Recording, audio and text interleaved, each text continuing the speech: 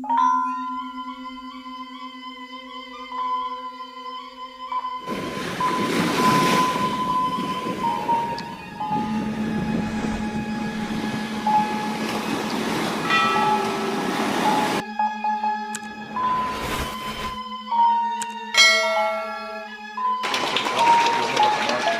hari ini, Selasa 8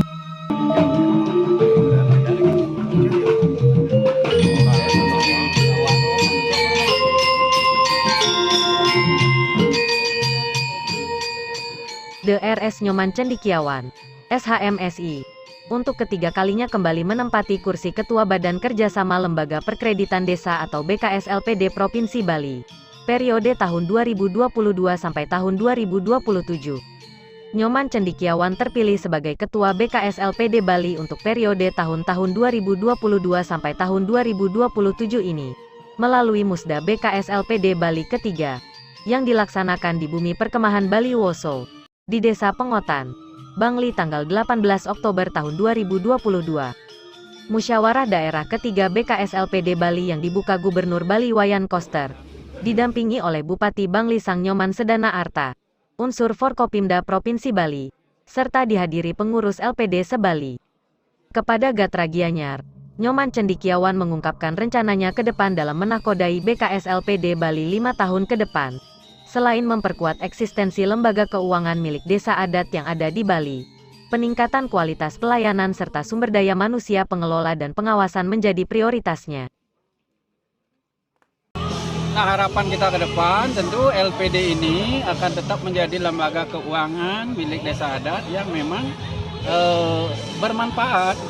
Saya setuju ada perubahan. Kita tidak masa lalu kita lihat, kita tengok, masa kini kita lihat, dan masa depan kita tatapkan begitu.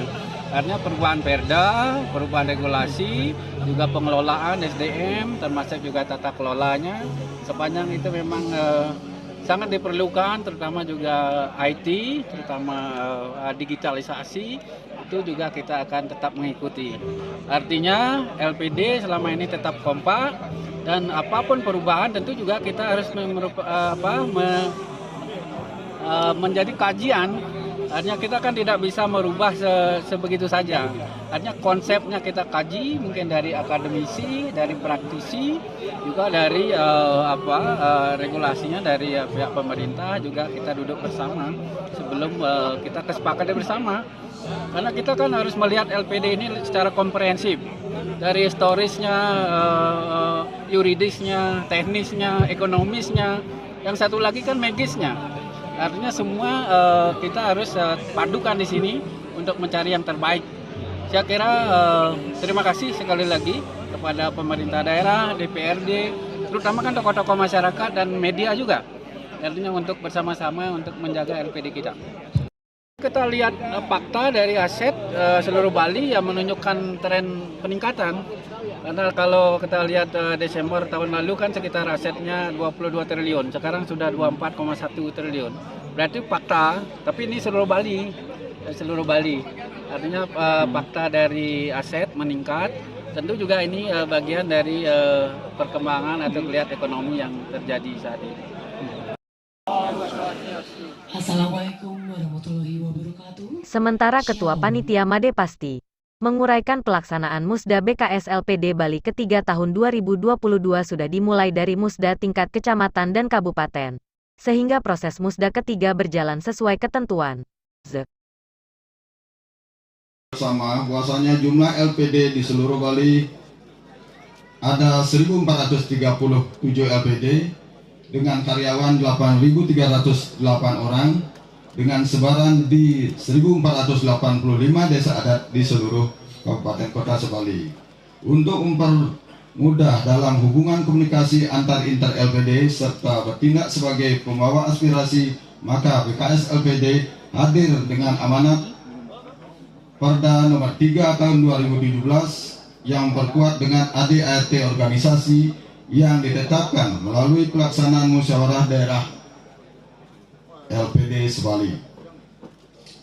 Musyawarah daerah LPD Provinsi Bali dilaksanakan tiap 5 tahun sekali untuk menyempurnakan organisasi. Organisasi ini jalur komunikasinya dapat kami laporkan cukup teratur dari tingkat terbawah ada BKS LPD kecamatan sebanyak 57 berkedudukan di kecamatan dan dirangkum lagi menjadi BKS LPD kabupaten kota yang berkedudukan di kabupaten kota, kemudian terpusat di BKS LPD Provinsi Bali yang merupakan induk organisasi yang berkedudukan di Provinsi Bali. Kami hormati. Untuk tahun 2022 ini adalah musda yang ketiga dengan masa bakti pengurusan 2022-2027. Dasar pelaksanaan. Pada musda 3 ini kami mengambil tema melalui musda 3 BKS LPD Bali, mari kita perkuat persatuan, pererat kebersamaan untuk memperkuat ekonomi Bali menuju desa adat yang maju dan mandiri sekedepannya. Mudah-mudahan tema ini juga bisa mendukung dari perencanaan pemerintah Provinsi Bali dalam perencanaan pembangunan yang berkesinambungan menuju Bali era baru. Garis kalimat atau tagline kami pada saat ini yang kami pakai adalah harmoni dalam kebersamaan, yang memiliki arti perbedaan bukan masalah saat kita bisa sama-sama sadar pentingnya sebuah kebersamaan dengan peran maksimal masing-masing dan pastinya akan indah pada waktunya. Kemudian dilanjutkan dengan rangkuman dan ditetapkan dalam musda 3, diikuti oleh 450 kepala LPD sebali disertai dengan undangan pendukung acara serta keterlibatan kurang lebih 610 orang dalam kegiatan pada hari ini.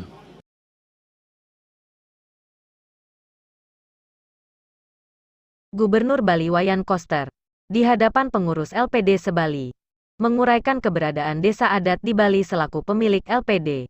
Diakui berbagai kebijakan yang berpihak kepada desa adat, disebabkan telah diwujud nyatakan.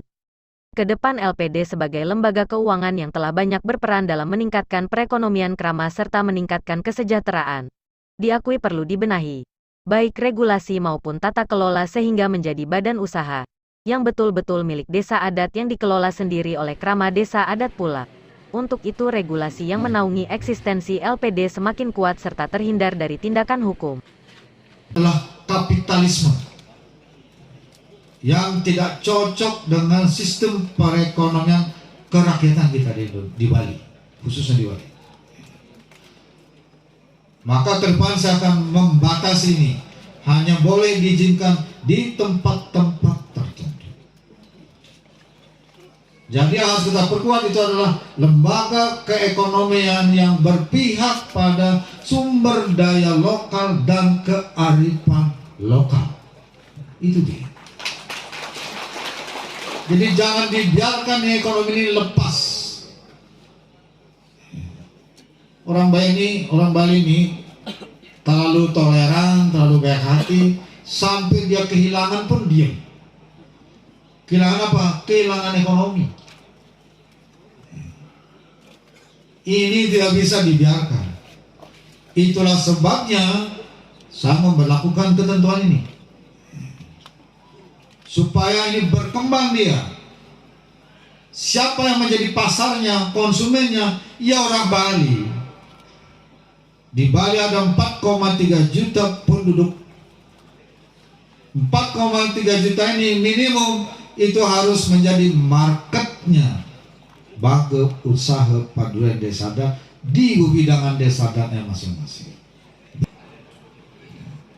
Pak Bupati harus bisa mengantisipasi ini, jangan terlalu liar,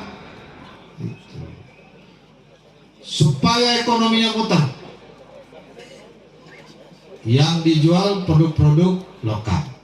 Sudah dikeluarkan Peraturan Gubernur nomor 99 tahun 2018. Yang diperjualbelikan, diperdagangkan adalah produk-produk lokal Bali. Kemudian yang menjadi pelaku usahanya orang Bali. Kemudian yang menjadi pasarnya orang Bali. Kemudian yang menjadi lembaga keuangannya adalah lembaga keuangan Bali. Ada LPD, kalau tingkatan besar ada BPD. Semuanya label Bali. Itu arah politik ekonomi saya yang dibangun dalam Nangun Sakertilo ke Bali. Yang saya yakini banyak yang belum paham karena belum bisa menangkap esensi daripada Nangun Sakertilo ke Bali.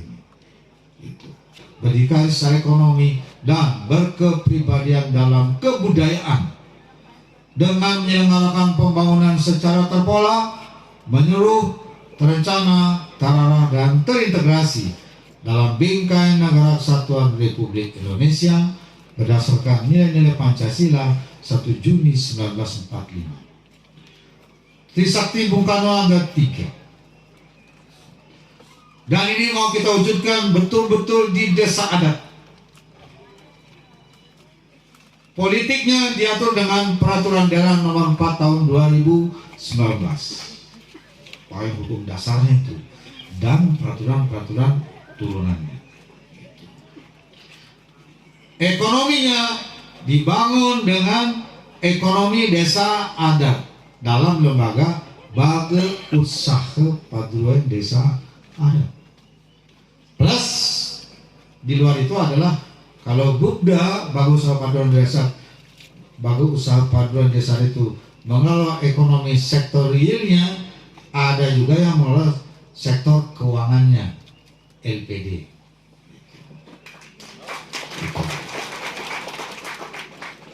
Dan yang prinsip ketiga, berkepribadian dalam kebudayaan.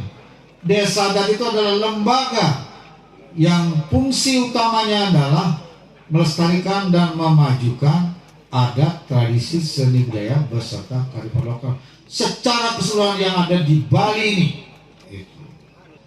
Sekarang LPD diatur dengan Perda Nomor 3 2017. LPD ini, LPD L-nya lembaga, P perkreditan, D desa. Lembaga perkreditan desa. Dari segi nomenklatur nama ini sudah mencerminkan praktek perbankan. Maka dari segi prinsip yang dijalankan dalam LPD ini sebenarnya itu harus ajak dengan aturan di atasnya. Dia pasti harus tunduk dengan peraturan yang berkaitan dengan perbankan. Maka lembaga keuangan ini dengan ketentuan yang berlaku bisa dimasuki, dan kesalahan di dalam pengelolaan dia akan tunduk pada hukum positif.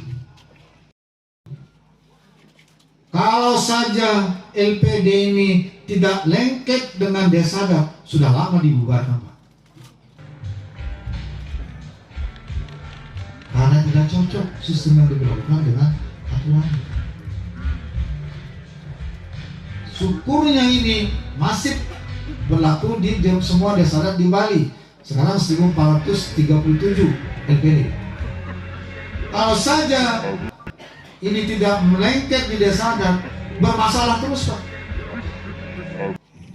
Masalah utamanya adalah dari segi praktek yang dijalankan serta tata kelola dengan aturan yang dijalankan tidak sesuai dengan kearifan lokal Bali. Itu dia. Maka LPD di Bali harus benahi total. Dan saya tidak mau melakukan pembenahan setengah-setengah. Harus dibenahi secara komprehensif. Dan semua ini harus menjadi kesadaran kita semua. Kalau tidak, maka satu demi satu masalah akan terus bermunculan. Maka saya sudah mengambil langkah-langkah strategis. Pertama yang bisa menjadi sumber masalah adalah adanya uang APBD yang menjadi penyertaan di LPD. Sekarang saya rubah dihibahkan ke LPD. Karena dia adalah bersumber dari APBD, maka itu termasuk kategori uang negara. Sedikit, walaupun sedikit jumlahnya dibandingkan dengan uang krama yang ada di LPD, tapi karena itu adalah uangnya negara, maka dia harus taat pada aturan negara. Kalau bermasalah, hukum akan masuk. Maka terjadilah seperti sekarang ini. Satu-satu bermasalah secara hukum, hanya urusan uang kecil. Maka saya langsung sekarang hibahkan. Udah semua belum Pak Kadis? Udah semua ya? Yang belum angkat tangan? Pak Kadis, kok bilang sudah?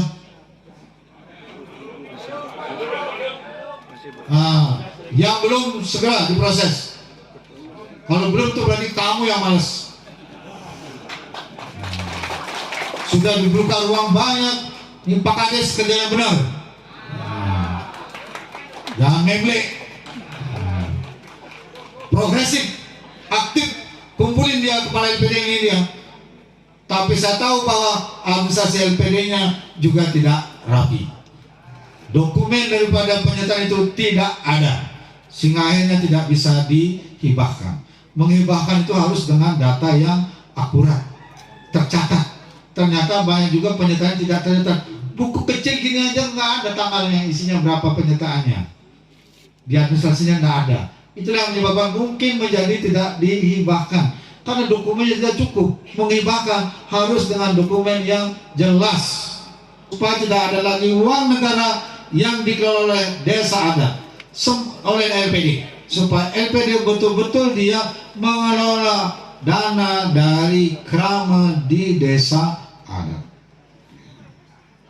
Cukup sekian? Belum. Regulasinya mesti benahi dulu, aturannya mesti benahi dulu. Perda nomor 3 2017 mesti segera dibenahi. Basisnya adalah kearifan lokal. Jangan lagi dinamakan lembaga perkreditan desa. Dia harus rubah menjadi Labde Pacingkreman Desa Adat. Dan dipraktikkan semua dengan hukum adat. Kearifan lokal. Tata kelolanya dilakukan dengan hukum adat. Harus semuanya clear, harus semuanya bersih, harus semuanya mulia niatnya. Jangan ada yang nakal di situ. Sekelompok orang tertentu ingin menguasai selama-lamanya, seumur-umur ada ingin mengurusin LPD. Nggak boleh lagi begitu. Mana bisa bersaing kalau begitu caranya? Tonton kan urusan jaka pendesa, jaka ni, jaka tu mau bagi ada dari kini, ada dari itu, tonton grup. Harus rubah. Paham?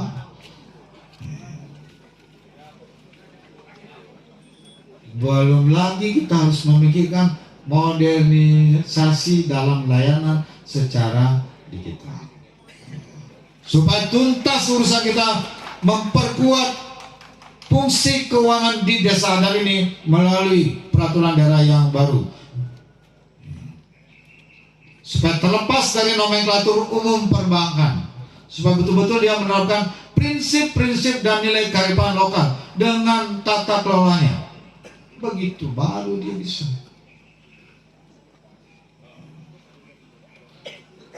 Jadi olas sud lo kaju. So. Ibu belum biar ajung. Jadilah korban jadinya.